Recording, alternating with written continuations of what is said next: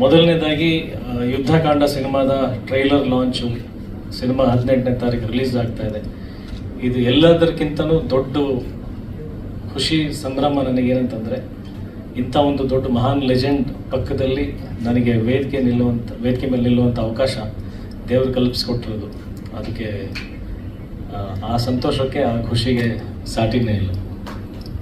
So ತುಂಬ thanks ಬಂದು ನಮ್ಮ ಟ್ರೈಲರನ್ನು ಲಾಂಚ್ ಮಾಡಿಕೊಟ್ಟಿದ್ದಕ್ಕೆ. ಇಂಥ ಒಂದು ಲೆಜೆಂಡ್, ಈಗ ಸರ್ ಹೇಳಿದರು, ಒಂದು ದೊಡ್ಡ ಸುದೀರ್ಘವಾದಂಥ ಜರ್ನಿ ಸರ್ ನೋಡ್ಕೊಂಬಂದಿದ್ದಾರೆ.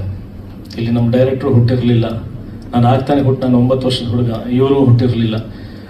ಅವತ್ತಿಂದ ಆ ಜರ್ನಿ ನೋಡ್ಕೊಂಡು ಬಂದಿದ್ದಾರೆ ಅನ್ನೋದಕ್ಕಿಂತ ನಾನೇನು ಹೇಳಕ್ಕೆ ಇಷ್ಟಪಡ್ತೀನಿ ಅಂದರೆ, ಕನ್ನಡ ಚಿತ್ರರಂಗದ ಇಲ್ಲಿವರೆಗಿನ ಜರ್ನಿದ ಶಿಲ್ಪಿಗಾರರು ಇವರು.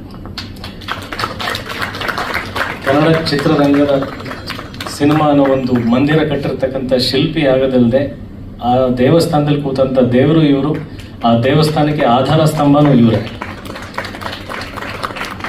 ನಾವು ಇವತ್ತು ಕನ್ನಡ ಚಿತ್ರರಂಗನ ಹೆಮ್ಮೆಯಿಂದ ಹೇಳ್ಕೊಳ್ತೀವಿ, ಆ ದಾಖಲೆಗಳು ಆಗಿದೆ, ಈ ದಾಖಲೆಗಳು ಆಗಿದೆ, ಈ ಥರದೊಂದು ಸಿನಿಮಾಗಳನ್ನು ನಾವು ಮಾಡಿದ್ದೀವಿ ಅಂತ ಹೆಮ್ಮೆ ಹೆಗ್ಗಳಿಕೆ ಇದೆ ಅಂತಂದರೆ ಅದಷ್ಟಕ್ಕೂ ಯಜಮಾನರು ಇವರೇ. ಇಂಥ ಒಂದು ಲೆಜೆಂಡ್ ನನ್ನಂಥ ಸಾಕಷ್ಟು ಜನ ಕಲಾವಿದರು, ತಂತ್ರಜ್ಞರು, ಪ್ರೊಡ್ಯೂಸರ್ಸ್ ಎಲ್ಲ ಇಂಥ ಸಿನಿಮಾದಲ್ಲಿ ಇಂಥ ವರ್ಗ ತೊಗೊಂಡ್ರೆ ಅದಷ್ಟು ಜನ ವರ್ಗಕ್ಕೆ ಒಂದಲ್ಲ ಒಂದು ರೀತಿಯಲ್ಲಿ ಒಂದು ಗುರು ಆಗಿದ್ದಾರೆ, ಮೆಂಟರ್ ಆಗಿದ್ದಾರೆ, ತಂದೆ ಸ್ಥಾನದಲ್ಲಿ ನಿಂತಿದ್ದಾರೆ, ಅಣ್ಣನ ಸ್ಥಾನದಲ್ಲಿ ನಿಂತಿದ್ದಾರೆ. ಇವತ್ತು ನಾವು ಇನ್ಸ್ಪೈರ್ ಆಗಿ ಸಿನಿಮಾ ಮಾಡ್ತಾ ಇದೀವಿ ಅಂದರೆ ಸರ್ ನೀವೇ ಕಾರಣ.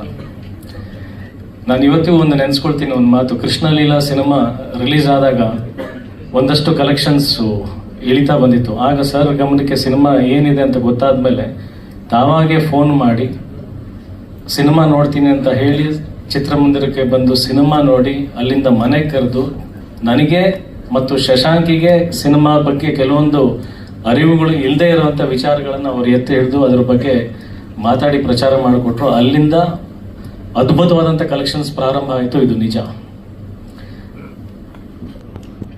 ಈ ಹೃದಯ ಶ್ರೀಮಂತಿಕೆ ಬಗ್ಗೆ ನಾನು ಹೇಳಲೇಬೇಕು. ಯಾಕಂತಂದರೆ ಕನಸುಗಾರ ಅಂದರೆ ಬರೀ ತನ್ನ ಸಿನಿಮಾದ ಬಗ್ಗೆ ಕನಸು ಮಾತ್ರ ಕಾಣೋದಲ್ಲ, ಇದು ಇಡೀ ಚಿತ್ರರಂಗದ ಕನಸು ಕಾಣುವಂಥ ಕನಸುಗಾರ. ಎಲ್ಲ ಸಿನಿಮಾಗಳು ನಿಲ್ಲಬೇಕು, ಎಲ್ಲ ಕಲಾವಿದರು ನಿಲ್ಲಬೇಕು, ಎಲ್ಲರೂ ನಿಲ್ಲಬೇಕು ಅಂತ ನಿಸ್ವಾರ್ಥವಾದಂಥ ಮನಸ್ಸು, ಅಂಥ ಶ್ರೇಷ್ಠ ವ್ಯಕ್ತಿ, ಅಂಥ ಹಠವಾದಿ. ನಾನು ಇವತ್ತು ಕೂಡ ಯುದ್ಧಕಾಂಡ ಸಿನಿಮಾ ಮಾಡಬೇಕಾದ್ರೆ ಟೈಟಲ್ ಇಟ್ಟ ಮೇಲೆ ಫಸ್ಟ್ ಸರ್ ಮನೆಗೆ ಹೋದೆ ನಾನು. ಸರ್ ಈ ಥರದೊಂದು ಟೈಟ್ಲ್ ಇಡ್ತಾ ಇದ್ದೀನಿ, ನಿಮ್ಮ ಆಶೀರ್ವಾದ ಬೇಕು ಅಂತ. ಅವತ್ತು ನನಗೆ ಬ್ಲೆಸ್ ಮಾಡಿ ಕಳಿಸಿದ್ರು. ಪ್ರತಿಯೊಂದು ಫ್ರೇಮಲ್ಲೂ, ಪ್ರತಿಯೊಂದು ಶಾರ್ಟಲ್ಲೂ ಮಾನಿಟರ್ ನೋಡಬೇಕಾದ್ರೆ ನನಗೆ ಗೊತ್ತಿಲ್ಲದೇನೆ ಸಬ್ಕಾನ್ಷಿಯಸ್ಲಿ ತಲೆನಲ್ಲಿ ಒಂದಿದ್ದು, ನಾಳೆ ರವಿ ಸರ್ ಈ ಮೂವಿ ನೋಡ್ತಾರೆ, ನೋಡಿದಾಗ ಅವ್ರ ಮುಂದೆ ನಾನು ತಲೆ ಬಾಗಬಾರ್ದು, ನಾನು ಫೇಲ್ ಆಗಬಾರ್ದು. ಅಷ್ಟು ಪ್ಯಾಷನೇಟ್ ವ್ಯಕ್ತಿ. ಆ್ಯಂಡ್ ಈ ಮೊನ್ನೆ ಕೂಡ ಮನೆಗೆ ಹೋದಾಗ ಸರ್ ತಮ್ಮ ಸಿನಿಮಾದ ಒಂದಷ್ಟು ತುಣುಕುಗಳನ್ನು ತೋರಿಸ್ತಾ ಇದ್ರು, ಅವ್ರ ಕ್ರಿಯೇಟಿವಿಟಿನ ತೋರಿಸ್ತಾ ಇದ್ರು.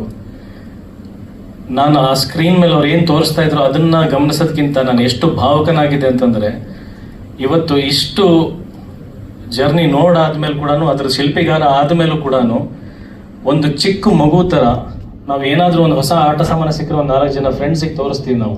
ಇದು ನೋಡಿ ನನ್ನ ತಂದೆ ಇದು ಕೊಡ್ಸಿರೋ, ಈ ತಂದೆ ನನ್ನ ಹತ್ರ ಈ ಡ್ರೆಸ್ ಇದೆ ಅಂತ ತೋರಿಸ್ತೀವಿ. ಎಷ್ಟು ಖುಷಿಯಾಗಿ, ಎಷ್ಟು ಮುಗ್ಧತೆಯಿಂದ ಆ ಉತ್ಸಾಹ. ರಾತ್ರಿ ಐ ಥಿಂಕ್ 11 ಗಂಟೆವರೆಗೂ ಆಗೋಯ್ತು. ಸರ್ ತೋರಿಸ್ತಾನೆ ಇದ್ದಾರೆ.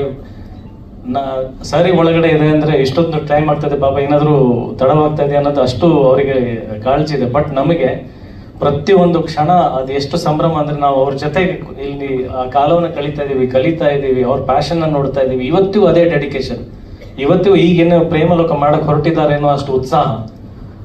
ಮನೆಯಿಂದ ಹೆಜ್ಜೆ ಹೊರಗಿಟ್ಟ ಮೇಲೆ ಅದು ಎಲ್ಲೂ ಇಲ್ಲದೆ ಇರತಕ್ಕಂಥ ಎನರ್ಜಿ, ಎಲ್ಲೂ ಇಲ್ಲದೆ ಇರತಕ್ಕಂಥ ಎಕ್ಸೈಟ್ಮೆಂಟ್ ಎಷ್ಟು ದುಪ್ಪಟ್ಟಾಯಿತು, 100 ಪಟ್ಟಾಯಿತು ಅಂತಂದರೆ, ನಾಳೆ ದಿನ ನಾವು ರವಿ ಸರ್ ಥರನೇ ಬದುಕಬೇಕು ಅಂತ. ಸರ್ ನೀವು ಯಾವುದೋ ವಿಷಯ ಕಾಪಿ ಮಾಡಿದ್ದೀವಿ ಅಂತ ಹೇಳ್ಬೋದು ಸರ್, ನಾವು ಕಾಪಿ ಮಾಡ್ತೀವಿ ಸರ್ ನಿಮ್ಮನ್ನ. ಲೈಫ್ ಟೈಮ್ ನಾನು ರವಿ ಸರ್ ಕಾಪಿ ಕ್ಯಾಟ್ ಆಗಕ್ಕೆ ಇಷ್ಟಪಡ್ತೀನಿ. ಲೈಫ್ ಟೈಮ್ ರವಿ ಸರ್ ಥರ ಒಬ್ಬ ಕನಸುಗಾರ ಆಗಕ್ಕೆ ಇಷ್ಟಪಡ್ತೀನಿ. ಲೈಫ್ ಟೈಮ್ ರವಿ ಸರ್ ಥರ ಒಬ್ಬ ಹಠವಾದಿ, ಒಬ್ಬ ಕಲಾವಿದನಾಗಕ್ಕೆ ಇಷ್ಟಪಡ್ತೀನಿ ನಾನು. ಸೊ ಅಂಥ ಒಂದು ಮಹಾನ್ ವ್ಯಕ್ತಿ ಬಂದು ಯುದ್ಧಕಾಂಡ ಸಿನಿಮಾದ ಟ್ರೈಲರ್ ಲಾಂಚ್ ಮಾಡಿದ್ದಾರೆ. ಯುದ್ಧಕಾಂಡಕ್ಕೆ ಅವರೇ ಯಜಮಾನರು, ಅವರು ಬಂದು ಆಶೀರ್ವಾದ ಮಾಡಿದ್ದಾರೆ. ಮೊದಲನೇ ಟಿಕೆಟ್ ಇಲ್ಲಿ ಪರ್ಚೇಸ್ ಮಾಡಿದ್ದಾರೆ. ಇಂಥ ಒಂದು ಕೈ, ಒಂದು ಅಭಯ ಹಸ್ತ, ಆ ಥರದೊಂದು ಕೈಯಿಂದ ಮೊದಲನೇ ಟಿಕೆಟ್ ಪರ್ಚೇಸ್ ಆಗಿದೆ. ಇದು ಶ್ಯೂರ್ ಶಾಟ್. ನನ್ನ ಪುಟಾಣಿ ಹೇಳ್ದಂಗೆ ಒಂದು ದೊಡ್ಡ ದಾಖಲೆ ಮಾಡುತ್ತೆ, ತುಂಬ ತುಂಬ ದೊಡ್ಡ ದಾಖಲೆ ಮಾಡುತ್ತೆ ಯುದ್ಧಕಾಂಡ. ಆ ದಾಖಲೆ ಮಾಡಾದ್ಮೇಲೆ ಸರ್ ನೀವು ಹೇಳ್ದಂಗೆ ಸಾಲ ಮಾಡಲ್ಲ, ಬಟ್ ಅನ್ಕೊಂತೀವಿ, ನಾನು ಹೇಳ್ದಲ್ಲ ನಿಮ್ಮ ಥರ ಗೊತ್ತಿಲ್ಲ ಮುಂದೆ ಏನಾಗುತ್ತೋ ಬಿಡುತ್ತೋ, ಮತ್ತೆ ಸಿನಿಮಾಗಳು ಮಾಡ್ತೀನಿ, ಒಳ್ಳೆ ಒಳ್ಳೆ ಕನ್ನಡ ಸಿನಿಮಾಗಳು ಮಾಡ್ತೀನಿ. ನಾವು ಕೊನೆಗೆ ಉಸಿರಿರುವವರೆಗೂ ಕನ್ನಡ ಸಿನಿಮಾಗೋಸ್ಕರ ಜೀವಿಸ್ತೀನಿ ಅಂತ ಹೇಳಕ್ಕೆ ಇಷ್ಟಪಡ್ತೀನಿ. ಯುದ್ಧಕಾಂಡ ಒಳ್ಳೇದಾಗಲಿ. ಮತ್ತೊಮ್ಮೆ ನನ್ನ ಇಡೀ ತಂಡಕ್ಕೆ ಎಲ್ಲರೂ ಹೆಸರು ತಗೊಂಡ ಸಮಯ ತುಂಬ ಆಗ್ಬಿಡುತ್ತೆ. ಪ್ರತಿಯೊಬ್ಬರಿಗೂ ನಾನು ಹೃದಯಪೂರ್ವಕವಾಗಿ ಧನ್ಯವಾದಗಳು ಹೇಳ್ತೀನಿ. ಎಲ್ಲರೂ ಅಷ್ಟು ಸಪೋರ್ಟಾಗಿ ನಿಂತಿದ್ದಾರೆ, ನನ್ನನ್ನು ತಡ್ಕೊಂಡಿದ್ದಾರೆ.